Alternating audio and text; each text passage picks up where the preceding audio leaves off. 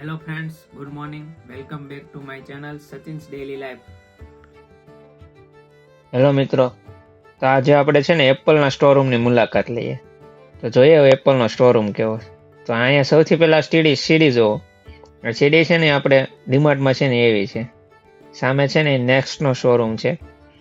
આ છે new લુકનો showroom છે. હવે હું તમને બતાવું આપણે એપલનો શોરૂમ. આ છે એપલનો શોરૂમ, આ એનો સિમ્બોલ. હવે આપણે જોઈએ આગળ, આ એનો વિઝિટ સ્ટોર છે.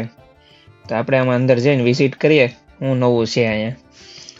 તો તમે જોઈ શકો છો બધા 15 Pro Max ને એવા મોબાઈલ છે. કોઈને લેવો હોય તો ઇન્ડિયન રૂપીસ કન્વર્ટ મને યુકેમાં કરી આપજો, આપણે તમને ઇન્ડિયા ફોન મોકલી આપીશું. હવે અહીંયા છે ને બધી સિરીઝ અલગ અલગ છે અને 16 Pro Max હમણાં રિલીઝ થાય. આ ચશ્માવાળું છે ને એક ગજબ છે, તમે જોઈ શકો છો. આ બધા ચશ્માવાળું કંઈક નવું છે ને એ 600 થી 700 પાઉન્ડ સુધીમાં છે. આ ઘડિયાળ બધી એપલની વોચ છે, બધા એપલની વોચ બહુ લે છે. આ એરટેગ છે, એ 119 પાઉન્ડનું છે. આપણે આ લેવું નથી એટલે આ સમથિંગ 12,000નું છે. આપણી પાસે આવા એરટેગ ઘણા છે. આ એક ન્યૂ ડિઝાઇન છે, તમે જોઈ શકો છો. આવું ઇન્ડિયામાં ડિઝાઇન હોય ને તો બધા ફોટા પડવા બહુ આવી જાય ને, હું કેવું મિત્રો? હા, આ નીચે આ ભાઈ જુઓ, શોરૂમ ક્યાં લઈને બેઠા, વૈશ શોરૂમ લઈને બેઠા છે. પણ કેમ ભાઈ છે ને, આ બધા અહીંયા શોરૂમ છે. ફરીથી આપણને ડિઝાઇન ગમી ને તો લીધી ફરીથી. આ છે ઘડિયાળનો શોરૂમ. આ ઘડિયાળમાં આપણે રોલેક્સમાં વાત કરી હતી. રોલેક્સમાં બહુ મોંઘી ઘડિયાળો મળે છે. આપણે થોડી સસ્તી પકડી. કેટલા પાઉન્ડની? 900 પાઉન્ડની, 1000 પાઉન્ડની એવી. એટલે આ લાખ રૂપિયાની બધી ઘડિયાળ છે. આ થોડીક આપણને પોહાઈ જાય, આઈના ભાવ પ્રમાણે જોવા જાય ને તો પોહાય. બાકી ઇન્ડિયામાં તો લાખ રૂપિયાની ઘડિયાળ હું આપણે 100 રૂપિયાની ઘડિયાળ પહેરીને હકવી લેવી. આ જેડીનો શોરૂમ છે. સામે ઝારા છે. સેમસંગનો શોરૂમ હોતન છે પણ આપણે એની મુલાકાત નથી લીધી.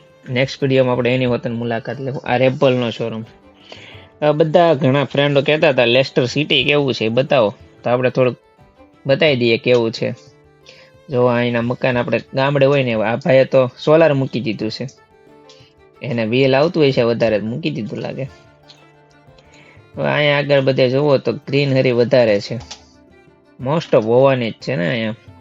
નકરો વરસાદ પડ્યા કરે તો ગ્રીનહરી જ હશે ને. હવે આગળ જોઈએ શું આવે છે. આ રાઉન્ડ અબાઉટ બધાને ફરવા પડે, ન ફરો તોય દંડ આવે પાછા અહીંયા.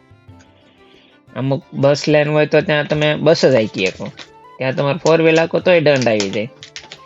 આવા નિયમ આપણે ઇન્ડિયામાં કરવા જેવા છે. કેમ લાગે મિત્રો? રિસ્પોન્સ આપજો થોડો ઘણો.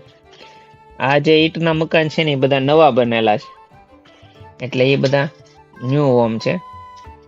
જો આ બધી ગ્રીનહરી જોવો તમે, જ્યાં જોવો ત્યાં નકરી ગ્રીનહરી છે. આગળ આપણે જોઈએ શું આવે છે. આ બે જો હાયલા જાય, આ નવરા લાગે યુકેમાં. આ બધા પેસેન્જર બેસી ગયા છે.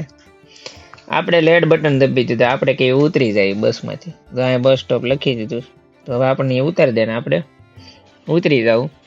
તો ચાલો મિત્રો, આ વિડીયોને આપણે પૂરો કરીએ અને મળીએ નેક્સ્ટ વિડીયોમાં. તો બધા મિત્રોની ફરમાઈશ હતી કે તું ઇંગ્લિશ કેમ નથી બોલતો, તો આપણે બોલીએ. સો don't forget two like, share and subscribe my channel.